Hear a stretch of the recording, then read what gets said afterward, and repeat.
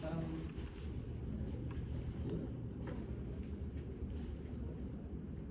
No se olviden, por favor, si alguien se inscribió en el transcurso de estos días para que podamos agregarlo a los grupos. ¿Ya?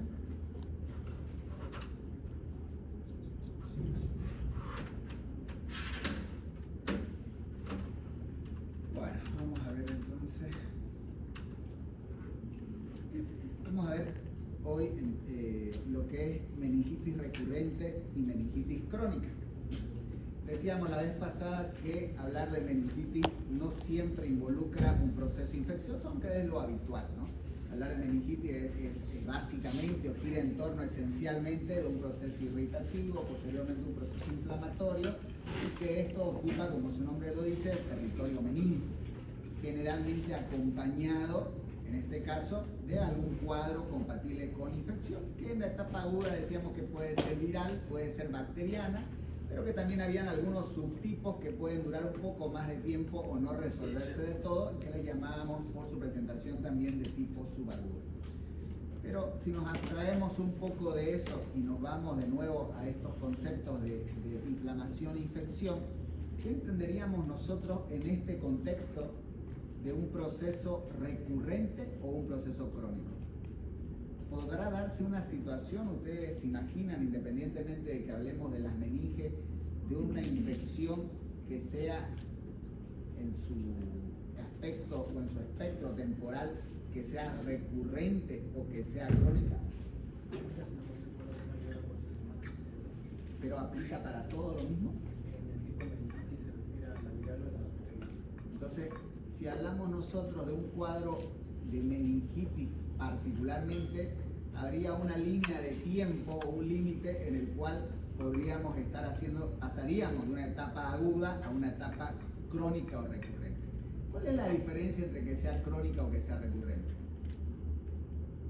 ¿O es lo mismo? ¿Qué entenderías por crónico y por recurrente según el tipo de meningitis? Si no me recuerdo, crónico es una dolencia mayor a 4 semanas consecutivamente, y recurrente es con el paso del tiempo de recaídas en la infección. O sea, dice una constante y la otra Durante como tiempo prolongado. Pero la crónica igual es un tiempo prolongado.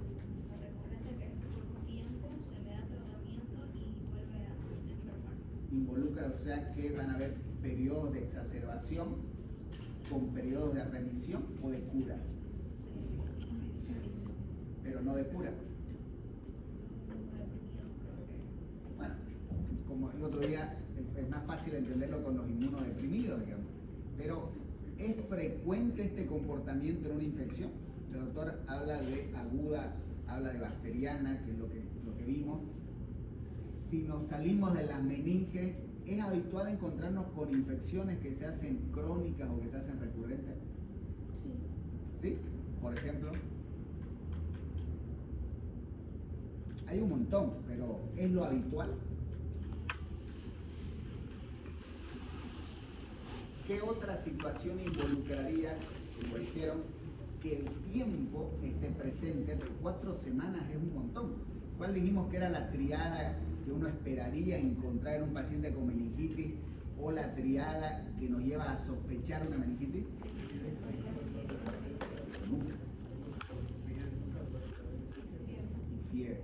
Imaginémonos alguien con rigidez de nuca 4 semanas y un poquito más, con fiebre, bueno, tuberculosis tenemos un montón que paran con fiebre, que cumplen una característica particular. Van a disculpar que no está allá, pero no me acuerdo dónde lo dejé el apuntador. Entonces, ya me voy a comprar otro. Entonces, sí puede ser fiebre, ¿no? Pero es difícil entender un cuadro infeccioso que nos mantenga con rigidez de nuca un tiempo mayor a 4 semanas. No es difícil, difícil de entender en el sentido de que ¿cómo me puedo imaginar que esa persona no se va a complicar?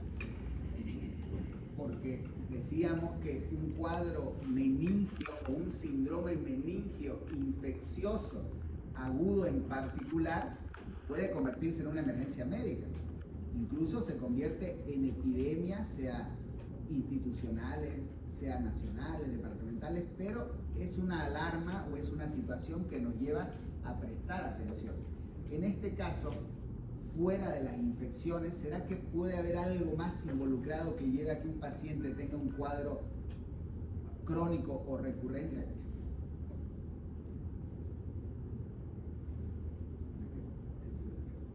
Por eso, pero ¿qué digo? Fuera de las infecciones. ¿Las infecciones llevan? Sí. Hablábamos, ¿se acuerdan cuál es el ejemplo más típico de un cuadro meningio subagudo? Con el que vivimos, sobre todo convivimos mucho en nuestro medio. Y yo les decía que tenemos que pensar bastante en ese tipo de patología que se presenta extra pulmonar, sobre todo la tuberculosis. La tuberculosis es una situación infecciosa, en este caso si hablamos de meningitis meningia, que fácilmente yo me puedo imaginar que puede perdurar en el tiempo. Porque de entrada va a tener un comportamiento subagudo en la mayoría de los casos. O sea, de agudo a crónico es un poquito más difícil de imaginarlo, pero de subagudo ya hay un tiempo que se ha espaciado entre lo agudo y lo subagudo. Pero ¿qué pasa si sacamos a todas las infecciones? ¿Qué otras situaciones nos pueden llevar, independiente de que se presente agudo o no, a una meningitis o a un síndrome meningio crónico o recurrente? ¿Tiene algo que ver con la diferente estructura física como la otitis o la Pero ¿cuál sería en este caso? Tendría que haber sido sí una meningitis, ¿no? Estamos hablando de un síndrome meningio. Entonces, ¿cuál sería el mecanismo por el cual en este paciente, está hablando que todavía no está cursando con una infección meningia, cuál sería el mecanismo por el cual este paciente, sin que tenga una infección meningia, tenga un cuadro recurrente o crónico? la infección, el patógeno específico, obviamente llega a la IRS natural y la consecuencia de infección también. Entonces, una causa podría ser no necesariamente la infección, pero sí un proceso inflamatorio continuo, porque va a acarrear consigo irritación, y eso por definición es una meningitis, ¿no? Una meningitis no necesariamente decíamos que involucra un cuadro infeccioso. Otra situación que puede llevar a que sea un cuadro crónico recurrente, los tumores, las tumoraciones pueden llevar a eso seguramente. ¿Qué más? Los hongos.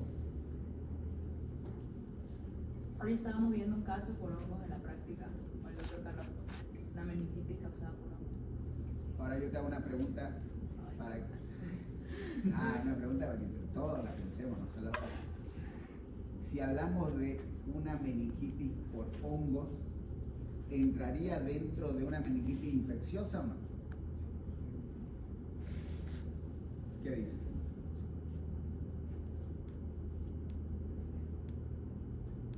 ¿Los hongos son patógenos infecciosos?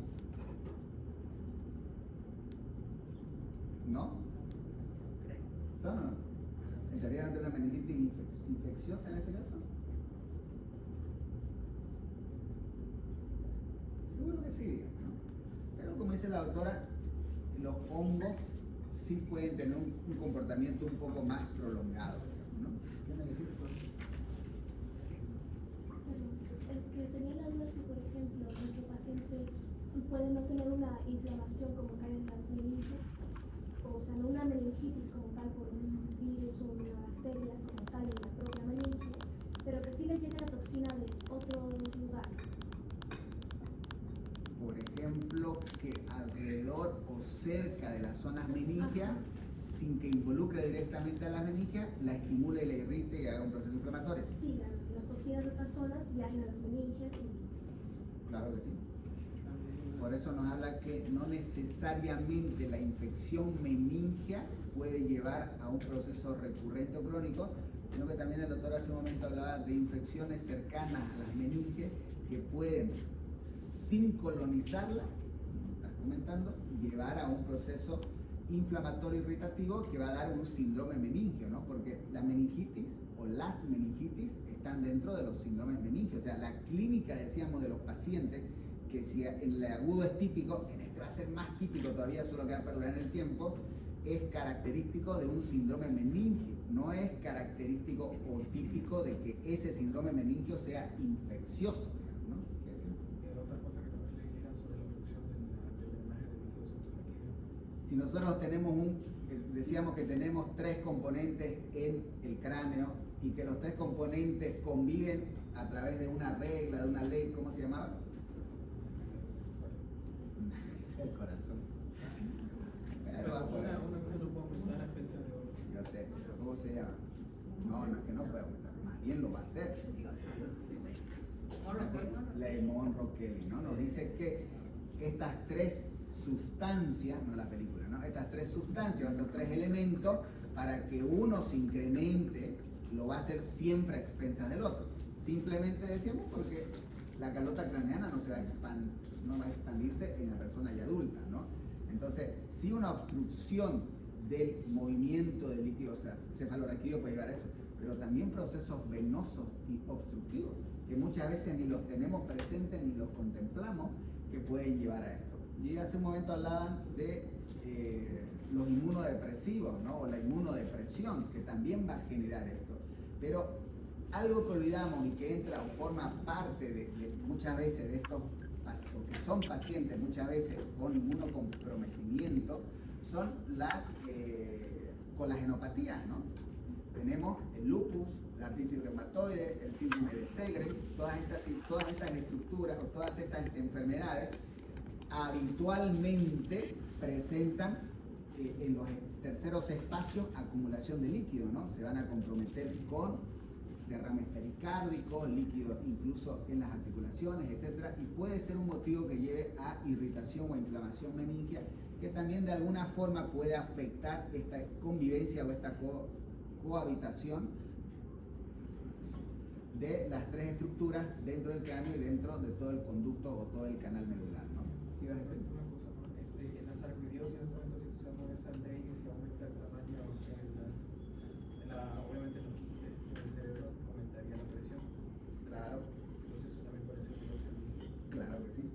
Todo lo que modifique, sobre todo a nivel del cráneo, pero pasa en toda la columna vertebral, de todo el espacio medular, va a alterar esta relación de los 3 elementos y que puede llevar a que se presente un síndrome meningio. Por eso es que algo que tenemos que sacarnos de la cabeza es que necesariamente un síndrome meningio o una meningitis involucra infección. Es verdad que es lo más grave, no tenemos una epidemia de meningitis crónica por cáncer, ¿no? Lo primero que vamos a pensar en una paciente que venga con una triada clásica es que se agarró, se contagió, se involucró, tuvo contacto con algún germen y que este es el que está produciendo un cuadro infeccioso que se está comportando como un síndrome meningio. Pero no necesariamente es eso. Meningitis es inflamación. Todo lo que es itis es proceso inflamatorio, ¿no? Y un proceso inflamatorio no siempre va acompañado de infección. Toda infección siempre va acompañado de un proceso inflamatorio. En realidad, todo daño celular, ¿no? No solo la infección, sino la muerte celular también va acompañado de un proceso inflamatorio. Ese debería ser el concepto correcto. Todo daño celular tiene como acompañamiento un proceso inflamatorio. Doctor, entonces, por ejemplo, en caso de una estenosis en alguna arteria en el cerebro, ¿también podría provocar una meningitis? A ver, ¿qué pasa en una estenosis de una arteria del cerebro?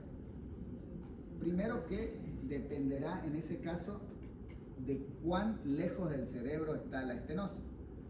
¿Cuál es la importancia de cuán lejos del cerebro está una estenosis? Es más o menos grave. Es más o menos grave mientras la estenosis esté. La doctora nos está diciendo de si decíamos hace un momento que el flujo venoso obstruido es una causa de irritación meningia, ¿cierto?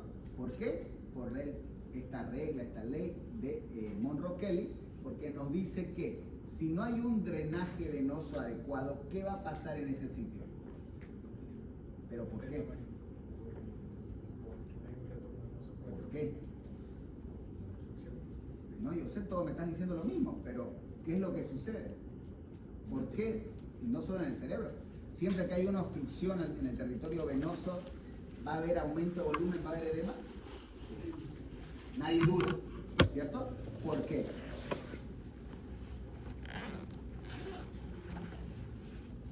qué hay edema? Es una boludez, ¿sí? ¿Por qué hay edema? Pero, ¿por qué? La sangre sigue llegando, pero no se drena. ¿Por qué? La sangre sigue llegando, pero no se drena. Y Y aumenta el volumen. aumenta volumen y La presión. ¿qué presión? Intracranial. ¿Cuál? Intracráneo. No, Senil. nada. ¿Y cómo se llamaría entonces en los edemas por varices en las piernas? La presión intraperneana, ¿no? La hidrostática. La presión hidrostática, ¿dónde? Dentro del vaso, ¿cierto? La intravascular. ¿Ves? ¿Por qué se incrementa la presión hidrostática? A ver, recuerden fisiología. ¿Por qué se incrementa la presión hidrostática en una obstrucción venosa? No. ¿Y qué pasa con el acúmulo de líquido? En realidad, es lo que dice en parte el doctor, no es que se acumula el líquido, es que el líquido no continúa su drenaje. Si el líquido se detiene, algo lo detiene acá, no necesariamente un coágulo ni nada, sino un cáncer, decíamos, un crecimiento de una masa, va a comprimir la vena. Si algo detiene el flujo normal de la sangre, en este caso de retorno, ¿qué va a suceder dentro de esa vena? ¿Pero por qué? La presión ejercida ¿En dónde? anterior a la No, pero ¿dónde ejerce esa presión? ¿En dónde? En la pared del vaso. En realidad no es la presión, es el incremento. Nosotros la entendemos como presión porque nos es más fácil. Pero lo que se incrementa es la tensión de la pared vascular. Como se incrementa la tensión de la pared vascular, ¿a causa de qué elemento? Y la sangre es agua. Entonces es normal que la presión que se incremente sea la hidro. Entonces al incrementarse la presión hidrostática, ¿qué ley se altera? Mira, todo es ley, ¿no? ¿Qué ley es la que se altera? La ley de... No,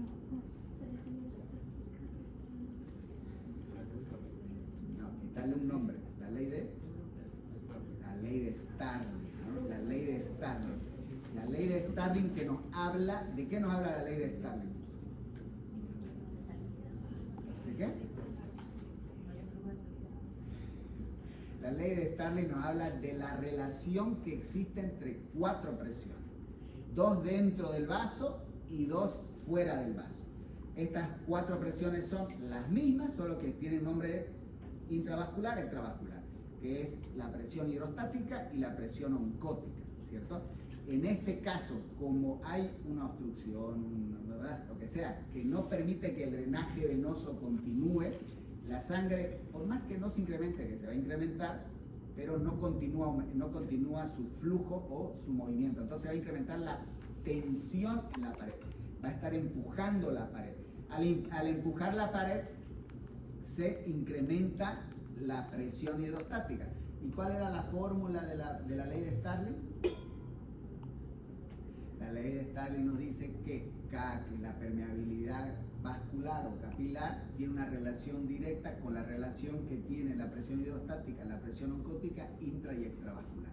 Eso nos dice que cualquiera que se incremente, dependiendo del lado que se vaya a incrementar, ¿qué se va a incrementar? La permeabilidad. Y al incrementarse la permeabilidad, ¿qué va a salir? Agua. Si estamos hablando en este caso del cráneo o estamos hablando de alguna parte de la estructura del sistema nervioso central, el agua no va a tener dónde más ir, digamos, no es como en el abdomen, por ejemplo, donde nuestra barriga va a seguir creciendo y poco probable que se comprima nuestra aorta, digamos. En cambio, en el territorio, en el sistema nervioso central, es muy probable que se compriman las raíces nerviosas, es muy probable que se comprima el encéfalo, y todo eso nos va a dar el sentido de por qué estos pacientes tienen este gran abanico de clínica. Esto es fácil de entender en el territorio venoso, por 2 grandes motivos. Primero, porque hay una ley que lo explica todo. Segundo, porque es un proceso lento, es un proceso bastante lento. Pero la doctora nos dice del otro lado, ¿qué pasa cuando la obstrucción no es venosa, cuando la obstrucción es arterial? En este caso, cuando hablamos de una obstrucción venosa, estamos hablando que la sangre viene, imaginémonos didácticamente, de la parte de arriba de nuestra cabeza hacia el corazón. En el caso del flujo arterial, que pueden haber obstrucciones, no necesariamente intravasculares, aunque en su gran mayoría lo son, sino que también hay obstrucciones que son extravasculares y que pueden terminar comprimiendo, acodando o rotando un vaso en algún territorio, no solo en el cuello. Pero en este caso el sentido es contrario, ¿no? El origen está acá y va hacia arriba. Entonces yo les hice una pregunta, yo les decía, en el flujo, en la obstrucción arterial, ¿qué es peor? ¿Una obstrucción lejos del cerebro o una obstrucción cerca del cerebro? Lejos. Porque mientras más lejos del cerebro esté, ¿qué compromiso va a haber? Un mayor compromiso. Si tengo yo una arteria que me lleva sangre al lóbulo frontal y se tapa, listo, voy a quedar opa porque murió mi lóbulo frontal. Pero si se me ocluye la carótida interna, ¿qué va a pasar? Probablemente me huele todo el cerebro si es que no me muero. O sea, la mitad de un cerebro si es que no me muero. Entonces, mientras más lejos del cerebro esté la obstrucción arterial, más compromiso. Pero, ¿cómo se podría presentar un síndrome meningio en una obstrucción arterial? ¿Será que está involucrado el mismo mecanismo que nos decía el doctor de extravasación de líquido? Es que yo me imaginaba, como usted mencionó inflamación y muerte celular, yo decía, no está llegando sangre, esas células no reciben oxígeno y por lo tanto hay muerte celular. Entonces yo decía, quizás por eso podrías pasar una meningitis o quizás no. Era mi duda. Ahí pasan dos cosas. ¿De qué va a depender de que haya un síndrome meningio o no? Fundamentalmente de la extensión, ¿no? Cuando ustedes vieron, me decís con Diego, un paciente en la emergencia, ¿no ves? Bueno, van a ver un montón de pacientes con ACV y se van a dar cuenta que la vigilancia del paciente no es lo mismo cuando el ACV es de este tamañito o cuando el ACV, sea isquémico o sea hemorrágico, involucra una gran porción del cerebro.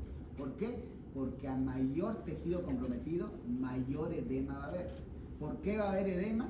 Porque como dice la doctora, hay muerte celular. Haya o no haya, entendamos que haya o no llegada de oxígeno, eso es para entender el infarto. En el caso del síndrome meningio, lo que va a suceder es que la muerte celular va a llevar un proceso inflamatorio. Y el proceso inflamatorio, también lo dijimos la vez pasada, que tiene esto de los 5 pilares, ¿cierto? Tumor, rubor, calor, pérdida de la función, etc. Entonces, sí o sí va a incrementarse la permeabilidad por un mecanismo diferente al de la obstrucción en el flujo venoso. La obstrucción en el flujo venoso antes no significa que no haya un proceso inflamatorio entre medio. Cuando ustedes lleven cardio van a ver que hay una frase que les sirve para todo en la vida, que es activación endotelial, y siempre está presente la activación endotelial. Pero en este caso el mecanismo es diferente. En el territorio venoso estamos hablando de incremento de la tensión en la pared. En el caso de territorio arterial lo que estamos viendo es incremento del proceso inflamatorio por muerte celular. Esa es la forma en la que ustedes también van a entender más adelante por qué un infarto en la pared inferior puede presentarse como si tuviéramos gastritis y que el paciente alivie las molestias con eructos y no tiene nada que ver con el tubo digestivo y es el corazón el que está muriendo. Es irritación, inflamación por muerte celular y la cercanía. Todo lo que esté, ahí decía parameninge, territorio parameninge, es decir, lo cercano a la meninge va a generar también un proceso irritativo y un proceso inflamatorio. Si la clínica era típica en una meningitis aguda de esta triada, en una meningitis crónica o en un síndrome meningio crónico recurrente, se va a ampliar el abanico, ¿no? Porque vamos a tener, dependiendo de si hay compromiso o no de las raíces nerviosas, si hay compromiso o no de la masa encefálica, de los nervios cercanos, de los pares craneales, vamos a tener mínimamente, desde los signos que veíamos de Buczynski y Kernig, pero también vamos a ver alteración del estado de la conciencia, somnolencia, alteración de los pares craneales, de la visión, etc. O sea, a mayor compromiso y mayor duración del proceso del síndrome meningio, vamos a tener una mayor clínica. Y esto nos facilita o nos complica muchas veces el diagnóstico. ¿Qué dicen?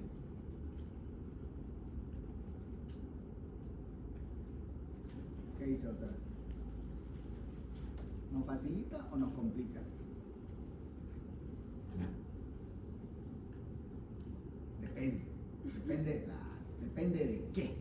Me facilita el diagnóstico general, porque mientras más alterado, o sea, si les llega un paciente que tiene alteración del estado de la conciencia, que tiene rigidez de nuca, que viene acarreando fiebre, por mucho que no sea 45 grados y medio, digamos, pero viene acarreando fiebre de más de 4 semanas, quizás por ahí, como no son de la católica, no sería el caso de ustedes, no piensen en un síndrome meningio como tal, pero seguro que van a pensar que el sistema nervioso está afectado, que el sistema nervioso está comprometido.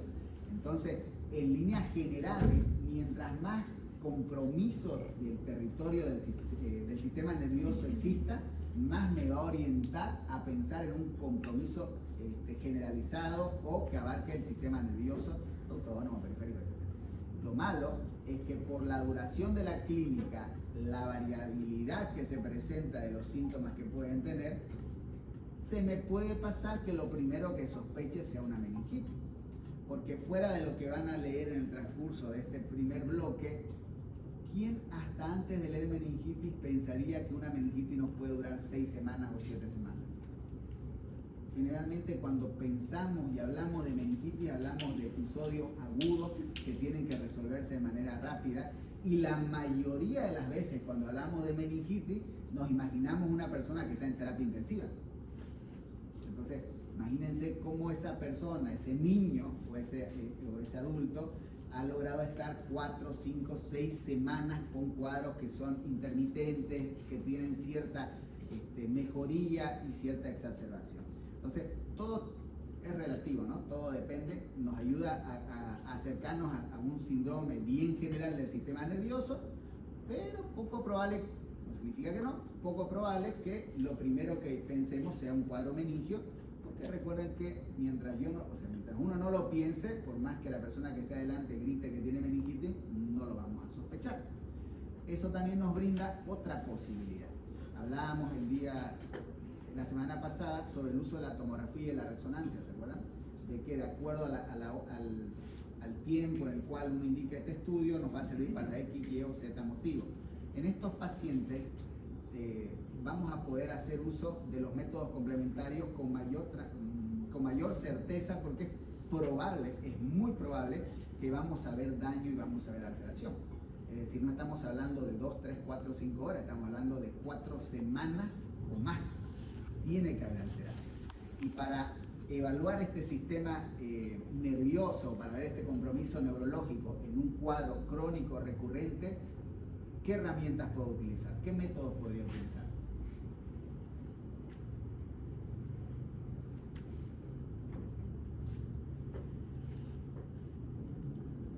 Fundamentalmente los de imagen, ¿no? Podría servirme en la punción y la obtención de líquido cefalorraquídeo, la función local, pero no lo sepa, ¿no? Pero me podría servir. ¿Sería una herramienta a utilizar? ¿Sí? Sí, pero no se tendría que pensar en eso si No sería tu primera opción. no en ese caso. No en ese caso. ¿Qué sería tu primera opción? Una tomografía. Una tomografía. ¿Simple? No sabría si la diferencia. ¿Cuántos tipos de tomografía tenemos? Simple, contrastada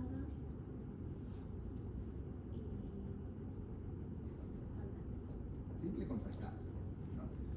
Bueno, de acuerdo a la técnica, pero sería simple también, hay los scores de calcio, pero en este caso simple y contrastada. ¿Cuál es la finalidad de una tomografía simple? ¿Qué se les ocurre? Ver alteraciones en la estructura. Ver estructura, ¿no? Ya sea plano óseo, plano encefálico, pared vascular, podríamos verlo, sí. Pero lo que nos va a interesar fundamentalmente es ver estructura, ¿no? Calidades también, ¿no? O sea, pero va en la misma línea. ¿Y cuál sería la finalidad de una tomografía contrastada? ¿Para qué? Para ver irrigación. Y al ver irrigación dependerá qué estoy pensando, como dice el doctor, me va a interesar ver o cómo están las ramas de la irrigación o cómo está la perfusión, porque también puedo ver la perfusión. Recuerden que existen 2 tipos de circulación, ¿no? Hablábamos de los 2 tipos de circulación, ¿cuáles eran? ¿Cuál es? Mayor y menor. ¿O de qué estamos hablando? Gracias. Existen dos tipos. ¿Cuáles son? O sea, no es que esté mal, y perdón si me río, me gusta reírme ya, pero no es que esté mal. Hay mayor, menor, hay arterial, venosa, ¿qué más? Pero hay...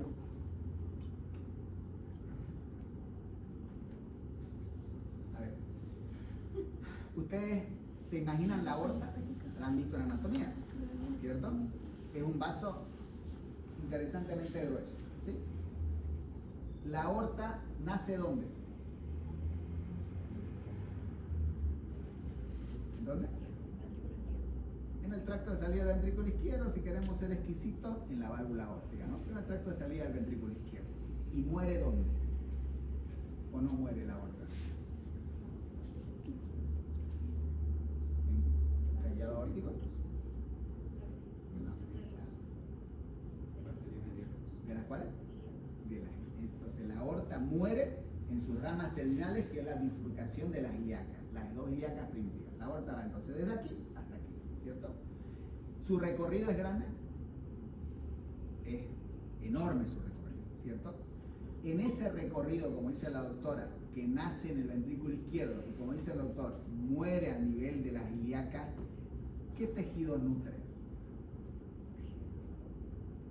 ¿O cuál es el tejido más importante que nutre?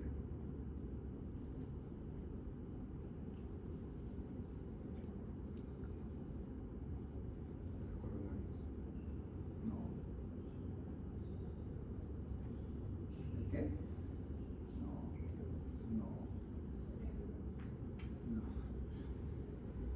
¿No es la circulación coronaria importante? No. ¿Qué estructura irriga, nutre la aorta? Vamos a decir la arteria, porque uno escucha en la tele que dicen vena aorta. La arteria aorta. ¿Cuál es la estructura más importante que nutre? Porque dijimos que su recorrido es grande. Abarca el tórax y abarca el abdomen.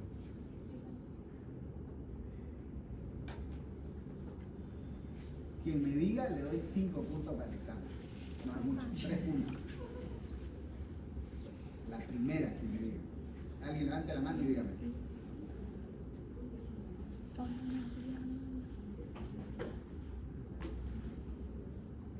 Le duplico.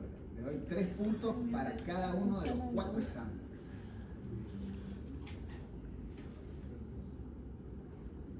¿Nadie? No digan que no soy buena gente. ¿Nadie? ¿Listo? A ver. ¿Nada? Bien. ¿Qué?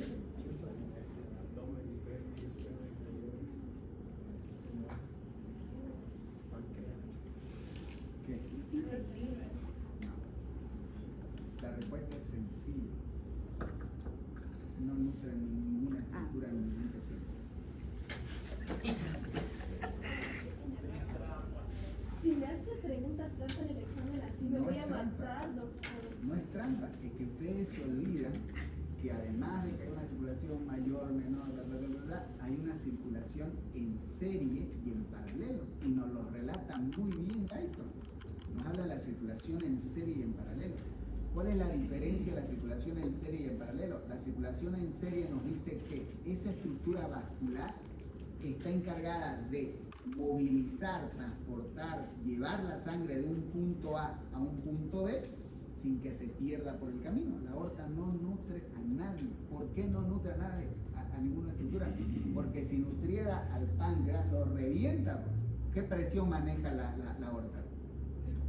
120, 80. Imagínense ese pobre páncreas. No estamos hablando de los vasos pancreáticos, estamos hablando del tejido pancreático. Imagínense esa pobre celulita recibiendo 120 milímetros de mercurio. Va a reventar.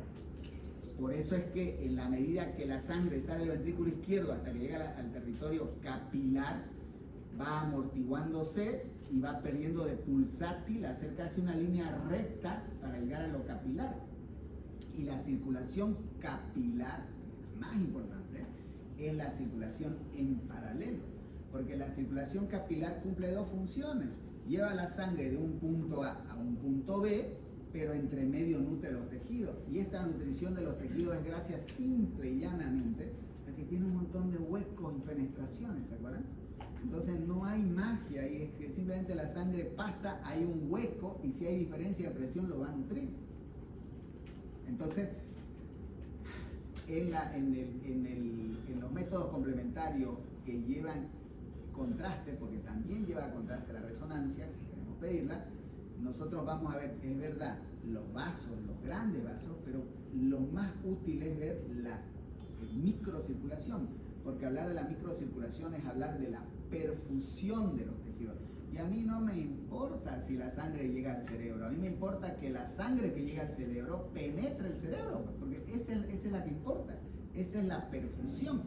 Entonces, cuando hablamos de una obstrucción arterial y que no permite que la sangre llegue, no es un tema de que la sangre se encuentra con un obstáculo, es que después de ese obstáculo no hay perfusión. Y ese es el problema. Entonces, no es pensar en macro. Entonces, el doctor eligió un método complementario que es la tomografía. La pregunta que yo le hice, obviamente es para todos, la pregunta que yo le hice, ¿elegiríamos como primera opción una tomografía? Yo también estoy de acuerdo que elegiríamos una tomografía. No es que la punción lumbar no sea útil, efectiva o que nos brinde luces, pero en un paciente que tiene un cuadro clínico de al menos 4 semanas o más, ¿sí? Si yo tuviera que jugármela entre un método invasivo versus un método no invasivo, probablemente y necesariamente iría por un método no invasivo, como es un método de imagen. Ahora, ¿qué elijo? ¿Con contraste o sin contraste? ¿De qué va a depender? De la sospecha. Si estamos pensando en un cáncer, probablemente lo que sí necesite hacer es contrastado, porque yo quiero ver, por un lado, como cualquier método sin contraste, voy a ver la masa, porque está ahí, pero yo quiero ver cuán irrigada está esa masa. Entonces, si yo estoy pensando en un cáncer, es muy probable que voy a inclinarme, por ahí no en la primera porque no lo sospeché, pero me voy a inclinar por un método contrastado. Sin embargo, si lo que estamos sospechando es una complicación de un lupus, ¿será que me hace la diferencia pedirle un estudio contrastado? No. Y eso sucede muy frecuente. Pedimos por pedir. E interpretamos lo que queremos interpretar. Porque van a ver ustedes en el hospital, van a ver informes que dicen y que interpretan la vasculatura en un estudio de tomografía sin contraste. No es que no se pueda ver los vasos, pero no puedo ver la circulación y la perfusión. Recuerden que yo no quiero ver la pared, mira qué bonita la pared vasa, yo quiero ver la penetrancia que tiene la sangre en los tejidos. ¿El líquido cefalorraquídeo después me va a servir? Sí, dependiendo hacia dónde va inclinándose y profundizándose la sospecha clínica, en este caso para llegar a un diagnóstico etiológico. Decíamos la vez pasada que partimos de un diagnóstico sindrómico hacia un diagnóstico etiológico. El problema es que muchas veces podemos no llegar a la conclusión etiológica de manera fácil o como diríamos vulgarmente a la primera y necesitamos ir repitiendo algunos estudios. No solo tomográficos o de resonancia, sino incluso hacer diferentes funciones lumbares para poder llegar a él. Podemos hacer algo o podemos valernos de algún otro método que nos apoye en esta pesquisa etiológica, además de rezo, tomo y de función lumbar. ¿Se les ocurre algo más? Obviamente metemos en lo mismo a la cámara gamma. La cámara gamma en un cáncer nos puede servir, etc. Pero recuerden que la cámara gamma es una tomografía. El PET es un tipo de tomografía, ¿no? El PET es tomografía por emisión de positrones. Y la cámara gamma es el SPECT, que es la tomografía por emisión de fotón simple. O sea, son variaciones de la tomografía y parten del uso de la radiación, ¿no? Entonces, fuera de esto, ¿podría ayudarme con algo más para llegar al diagnóstico?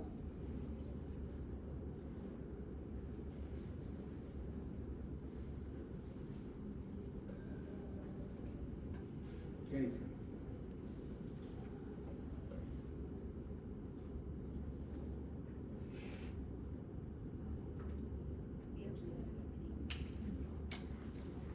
estos son los casos en los cuales la biopsia me va a ayudar.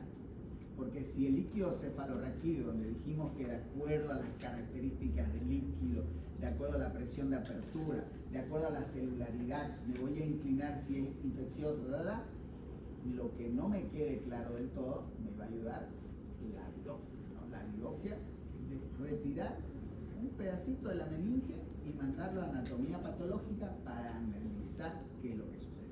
Lastimosamente, muchas veces se van a encontrar, igual en el hospital van a ver los informes, que el resultado anatomopatológico nos dice proceso inflamatorio crónico inespecífico y nos deja que es una meningitis y listo, no avanzamos más.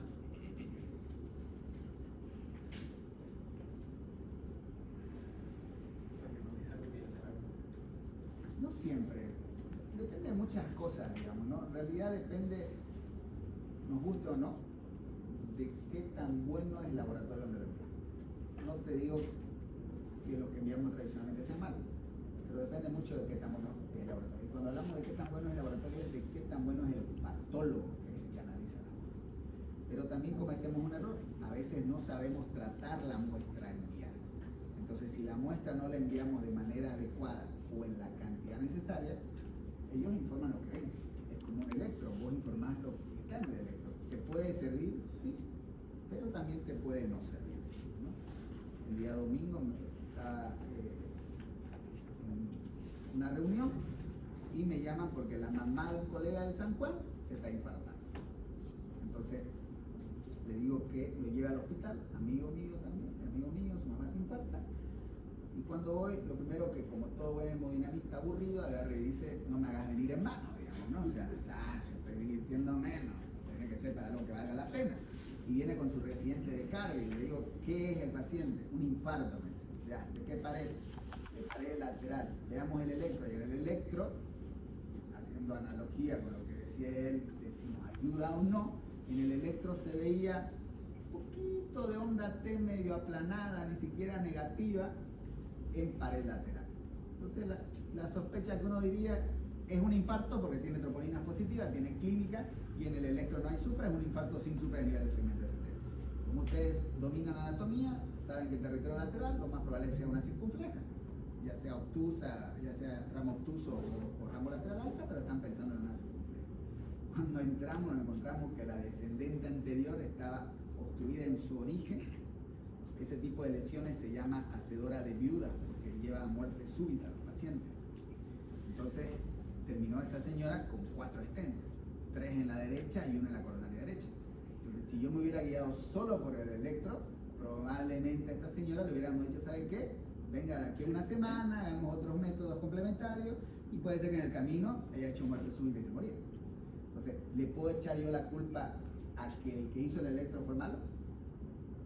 No, simplemente el momento en el que se hizo no había una gran variación o una gran alteración que me permita pensar en lo que estaba pasando.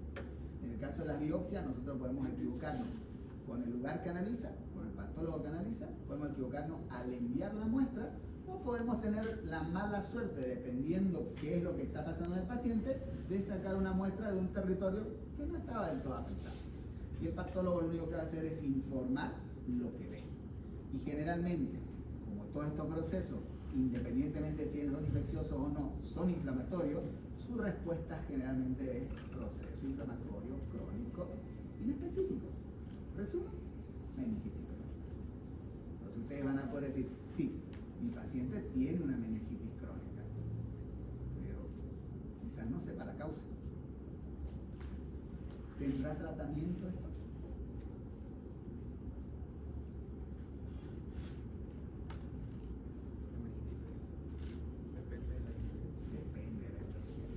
Dependerá de la etiología, vamos a tener tratamiento. ¿Me ayudarán los antibióticos? Por eso, ¿me ayudarán? Si es infeccioso, sí.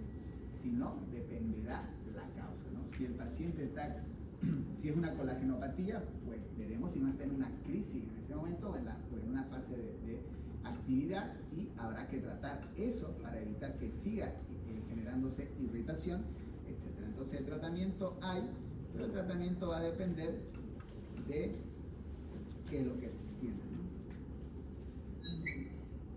Hablamos en este caso de métodos complementarios como imagen, hablamos de métodos complementarios como biopsia o punción lumbar. Pero los métodos simples nos ayudarán. Simples sin desmerecerlos, ¿no? Sino una muestra de sangre, un hemograma que no se le niega a nadie. ¿Le pedirían un hemograma a estos pacientes? A los casos de nosotros le daríamos una evidencia así tipo material o...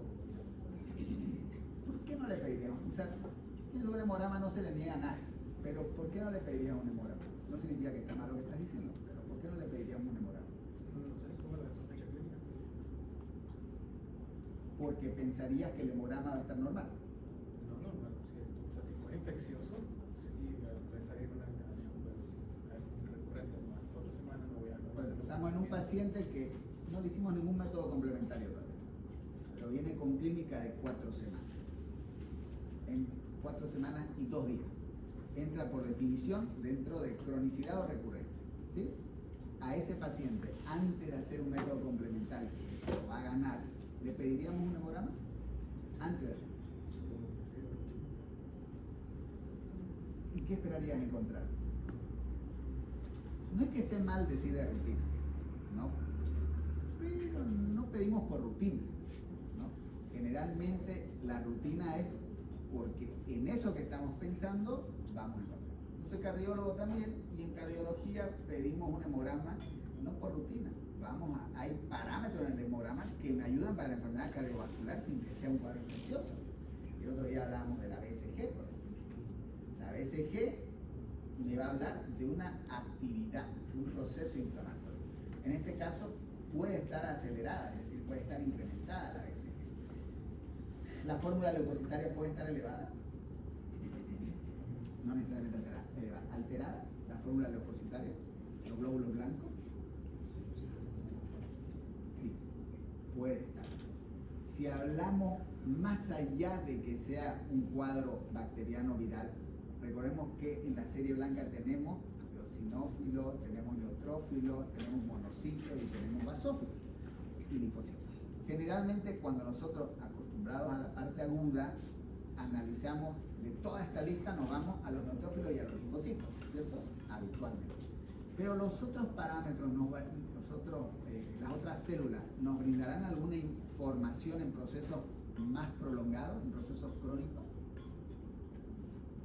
Porque lo que dice el doctor no es incorrecto, ¿no? O sea, en la medida que hay cronicidad, es probable que la cantidad de leucocitos ya esté normalizada.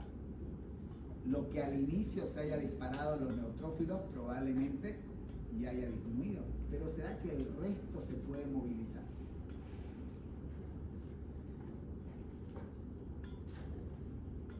El resto se va a incrementar y eso es parte de lo que nos habla de cronicidad, ¿no?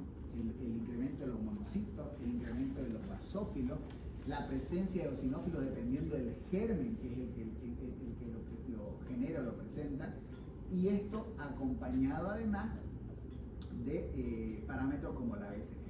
¿Hay otros laboratorios que podríamos pedir? Sin lugar a duda que sí, dependiendo cuál es el germen o qué es lo que está pasando. Si es una paciente lúpica, no le vamos a pedir los reactantes de fase aguda pensando que son los responsables. Probablemente incluso sea lo primero que le vamos a pedir antes de avanzar hacia una tomografía o hacia una resonancia. Entonces, en cuadros crónicos como lo que estamos hablando, en cuadros recurrentes, es verdad que la primera inclinación siempre va a ser la imagen porque es muy probable que encontremos la alteración manifiesta, la alteración fácilmente identificable, pero no por ello debemos pasar por alto los laboratorios o los análisis o la bioquímica sanguínea o el hemograma, ¿no? Desde luego, si el cuadro es demasiado claro, si ustedes piensan que no es necesario, pues no se pide. No hay que tener el tema de que sea de rutina o no de rutina. Es el resumen del diagnóstico o del tratamiento. Bien. El tratamiento, como ustedes mismos lo dijeron, va a depender mucho de cuál es la causa y qué es lo que está generando y lo que está provocando. Lamentablemente, si nosotros, por ejemplo, hablamos de la tuberculosis extrapulmonar, en este caso meningia, el tratamiento por un lado se prolonga, ¿no? Se incrementa, ya llevaron neumo, ¿cierto? ¿No? ¿Con Mirko? ¿Con quién? Ah, Renato. Entonces, el tratamiento de la tuberculosis hay un esquema nacional, ¿cierto? No hay donde perderse, hay un esquema nacional que hay que cumplirlo. Pero, ¿lo han visto ese esquema nacional? ¿Sí? Bueno, es de descarga gratuita, lo pueden ver y van a ver cómo lo que pareciera que es una simple hojita que me dice cómo tratar, se va abriendo e incrementando y jugando con los medicamentos de acuerdo al compromiso extrapulmonar que va a tener el paciente. Y uno de ellos es el cuadro meningio o el compromiso neurológico, ¿no? Donde ya no es solo el uso de comprimidos, sino que ya tenemos que pasar a el tratamiento intramuscular o el tratamiento endovenoso dependiendo de la situación. Y lo mismo pasa, la doctora nos hablaba hace un momento de una meningitis micótica o un proceso infeccioso micótico. O sea, dependerá el germen, ya no es solo el uso de 7 a 10 días de antibióticos, sino que probablemente vamos a estar hablando de un paciente que va a tener un uso prolongado, un esquema prolongado, agresivo y de amplio espectro, porque peor aún, si yo estoy sospechando algo y el resultado anatomopatológico no me brinda toda la información que necesito, no me voy a conformar con ir disparándole al aire, voy a tener que lanzarle una bomba para tratar de en el camino matar todo. Ahí es donde entra la anfotericina y todo, que si bien son excelentes medicamentos, tienen muchos eventos adversos, que es también lo que nosotros tenemos que ir cuidando y es parte de lo que tenemos que acompañar. Ya de entrada, la mayoría de estos antibióticos son nefrotóxicos, ¿no? Entonces, es un cuadro o es un acompañamiento en el cual nosotros tenemos que ir realizando la vigilancia farmacológica para evitar que cambiemos un problema por otro. De nada me sirve tratar de resolver un síndrome meningio y devolverle al paciente, a la familia y decirle, ok, le resolvimos la meningitis, pero mire, allá puede ir a dializarlo a su paciente. El objetivo no es cambiar un problema por otro, sino que el objetivo es, en la medida que nosotros aplicamos el tratamiento o administramos el tratamiento, hacer la vigilancia necesaria para poder evitar las complicaciones o los eventos. Esto ya es extrapolar de la meningitis aguda. Cuando hablábamos de la meningitis aguda decíamos que es importante conocer la epidemiología de mi centro, la epidemiología de mi ciudad. ¿Por qué? Porque yo tengo que iniciar con un tratamiento empírico, o sea, voy a agarrar y voy a tomar las muestras necesarias para que no se decapiten con el tratamiento, pero debo iniciar a la brevedad un tratamiento empírico, ¿no? Pero este tratamiento empírico va a ser 10 veces más empírico mientras menos sepa cuál es mi flora bacteriana prevalente. En cambio, si yo conozco la flora bacteriana prevalente de mi centro o de mi zona, ciudad, etc., nosotros vamos a poder realizar un tratamiento empírico lo más cercano a lo acertado al menos, o que el cambio luego de recibir los cultivos no sea tan drástico, y eso nos va a ayudar a ganar tiempo, pero sobre todo la finalidad del tratamiento empírico y el hecho de que el tratamiento sea dirigido no es solo no equivocarme con el medicamento y cambiar de un medicamento A a un medicamento Z, sino que el objetivo es que en ese inicio empírico logre poder controlar la enfermedad si es que no iniciara el proceso de erradicación de la enfermedad. Esa es la finalidad de hacer un tratamiento rápido y precoz. Bien. ¿Entendieron? ¿Preguntas, dudas? Doctor. Digo que cuando el avanzado de 4 semanas, se hace un examen invasivo, no lo puedes hacer. Generalmente hoy con la tecnología, con el avance tecnológico que tenemos en nuestro medio, tenés desde el inicio procedimientos y métodos complementarios tanto invasivos como no invasivos. ¿Cuál utilizar? Va a depender obviamente del cuadro clínico, de la presunción etiológica de lo que le está pasando y del compromiso del paciente. Pero si vos sacaras esto y estás frente a una persona que lleva un cuadro de 4 semanas, lo primero que uno pensaría es, no es una emergencia, ¿cierto? Puedo equivocarme, pero lo primero que pensaría es que no es una emergencia, ¿o no? Porque ya, al menos ya he ganado o he perdido, como querrá verlo, 4 semanas. Y si en 4 semanas ese paciente no se ha muerto, es poca la probabilidad que en esta media hora o 2 horas que yo demore se muera. Puede pasar, pero es poco probable, o sea, no es una emergencia. Entonces, en ese balance de qué método elegir, antes de ir al método invasivo, siempre vas a inclinarte por un método no invasivo. Y sobre todo métodos como la tomografía, y en nuestro medio ya no hay tomógrafos de 4 cortes, la mayoría ya son de 128 cortes, o sea que el resultado imagenológico va a ser bastante fidedigno y te va a permitir tomar una conducta o poder definir si es que a futuro va a requerir algo invasivo. Cuando hablamos de invasivo, estamos hablando de 3 situaciones. 1, lo más invasivo, la biopsia. Es lo más invasivo. 2, en menor invasividad, es la punción lumbar. ¿Sí? Pero ojo, el contraste es invasivo, porque invasión implica atravesar la piel. Ahora que en el contraste yo te ponga el contraste por la vena del brazo, no significa que no sea invasivo. Invasivo es la tomografía simple, que no te voy a agredir, que no voy a atravesar la piel. Pero en gravedad y en uso apropiado del término invasivo, también el uso del contraste es un procedimiento invasivo. Entonces, siempre que puedas elegir y te sea útil un método no invasivo, va a ser lo primero que debes. ¿Por qué? Por riesgo-beneficio. Acordate que los métodos no invasivos, la principal barrera de defensa que tiene el cuerpo humano es la piel. ¿Sí? No porque un paciente salga caminando después de una cirugía de tórax abierto, no significa que una vacuna no lo vaya a matar. Hace unos años, cuando llegó por primera vez las vacunas del papiloma humano a Santa Cruz, 4 niñas fallecieron después de la vacuna. No por eso vamos a estigmatizar a la vacuna, pero ha vulnerado la principal barrera que tenemos que nos protege, que es la piel. Entonces, mientras podamos evitar atravesar la piel, pero esos estudios que elijamos me brinden luces, lo voy a elegir. Y te digo, yo que soy invasivo, digamos, que mi trabajo es invadir. ¿Alguna otra pregunta? En caso de obstructivo por ubicación de lo que se hace. El tratamiento dependerá qué es lo que genera la obstrucción. Porque si nosotros estamos hablando de que es un tumor que está comprimiendo y esto está evitando que se movilice el líquido cefalorraquídeo, pues lo primero que hay que hacer es tratar de extirpar ese tumor, disminuir la cantidad del tumor, va a depender de eso. No solo las tumoraciones, ¿no? Hay algo que nos olvidamos muchas veces y que genera un problema, que son las malformaciones arteriovenosas.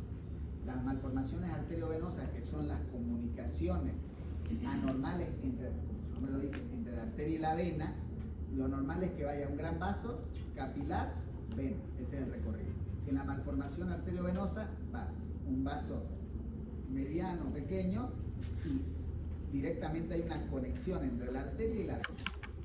Entonces, el ejemplo más claro de ese hecho es el de la fístula para los pacientes que van a dializar, ¿no? Esa es no es una malformación porque no nace así, pero es una fístula arteriovenosa. Una malformación arteriovenosa es una fístula con la que nace una persona.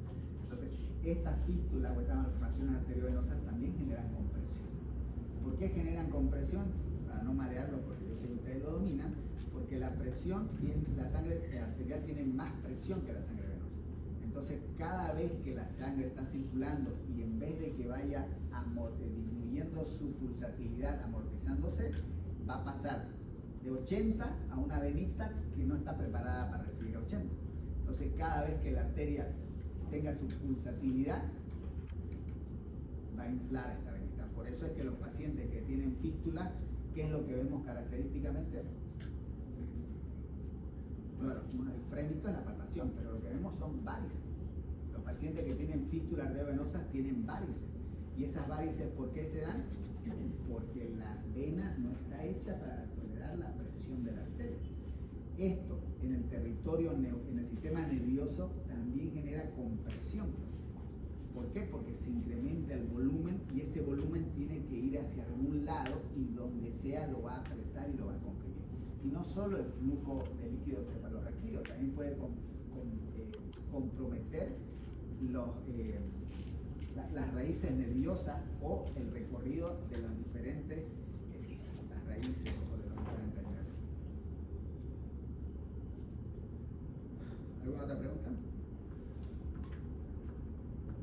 ¿Entendieron? Bien, chicos, no hay más que opinar y nos vemos mañana.